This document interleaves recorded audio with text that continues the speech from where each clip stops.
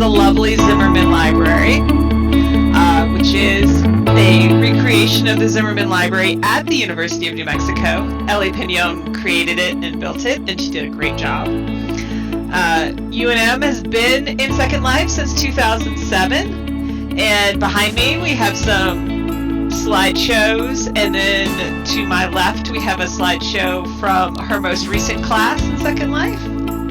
And so my name is Kilashandra Lavendel, and I go by Chandra, and I have been a mentor for Ellie Pignon's classes since I took her class in summer of 2013.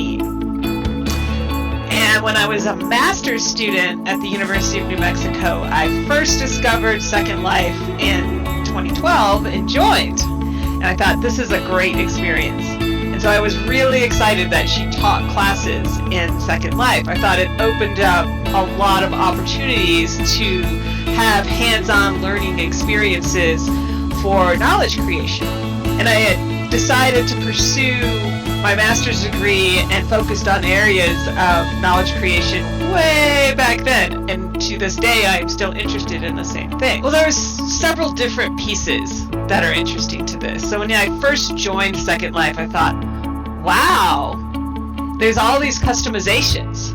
Now, customization is one of the key things, especially in video games, because I play a lot of video games in real life.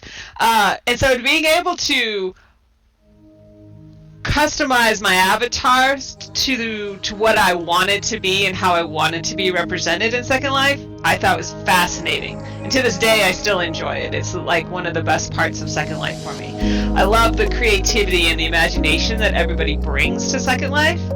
There are so many wonderful art galleries and live music, and then when you go to these events and then you see how other people's avatars look and the time and effort they've spent to look a certain way to represent something for themselves, I think is an amazing thing.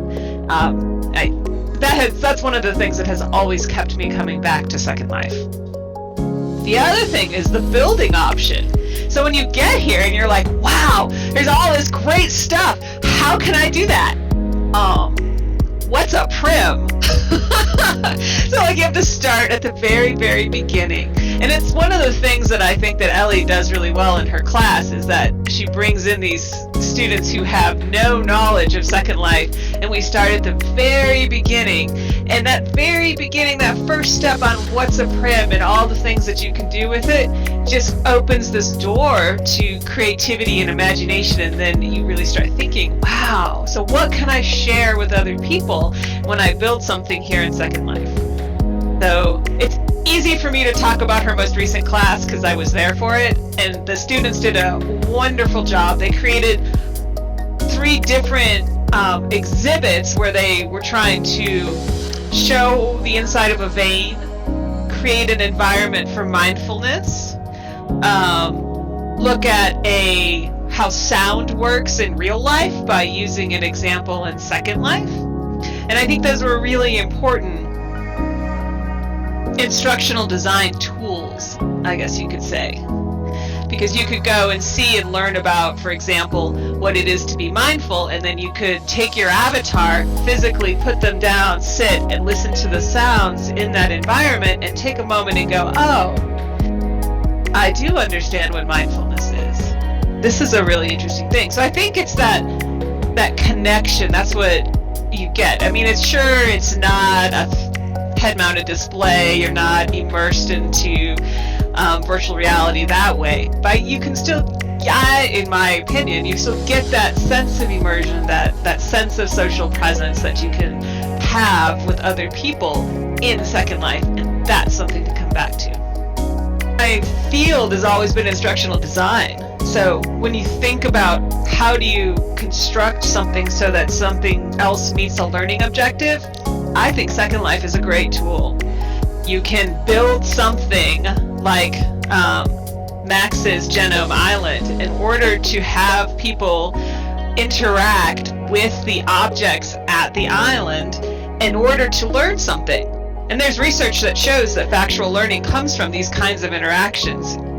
I mean, distance learning and remote education and online learning with these huge discussion forums. I mean, if research says that you can learn by reading a discussion forum and responding to it, then gosh, I'm sure you can learn by interacting with objects and taking a quiz later. I mean, there are radiology research going on right now that did game-based competitive learning in Second Life to show that students could learn by doing these games in Second Life, and then they took a test later and they did better than the in class the real life students. So I think it works. So whenever I was introduced to Virtual Worlds, I actually thought that it was just a little bit weird. My first impression was, how in the world could we use this for teaching and learning? And it took me a little while, and hearing a few stories, to be able to think that it had possibilities. And I've been teaching here for over 15 years, and it has been a huge success.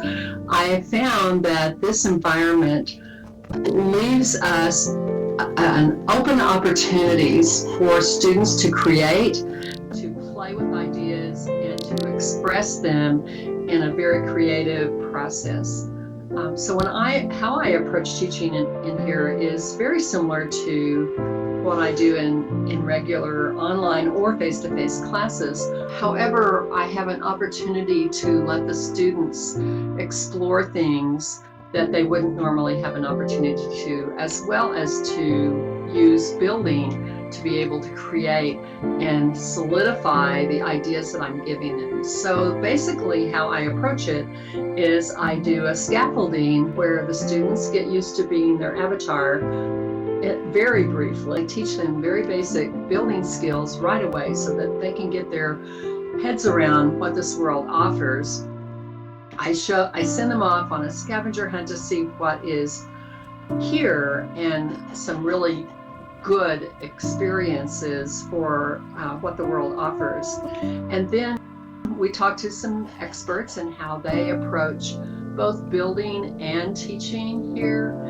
And then all this time we're talking about pedagogy, how do you teach and train, which is what my class is about, and how would you use a virtual world to do that. And it culminates with the students building a teaching and learning experience based on where their interest lies. And so I'm also approaching it with good adult learning theory, so that the students make choices of their own, have the skills to be able to build something and to develop something and work together as teams, which is what they're going to be needing to do in the real world as well. And so they have practice for that as well. And I have found this to be so much better than anything that I have tried with other technologies, because the students have a command of it pretty quickly, and their vision